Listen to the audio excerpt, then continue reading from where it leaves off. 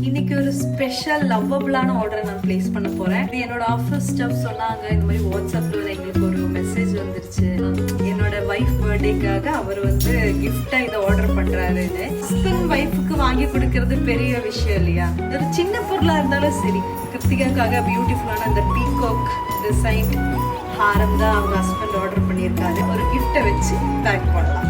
அவளும் நானும் அமுதும் தமிழும், அவளும் நானும் அலையும் கடலும், அவளும் நானும் தவமும் அருளும், அவளும் நானும் வேறும் மரமும், ஆளும் நிழலும் அசைவும் நடிப்பும் அணியும். Happy birthday Kiruthika.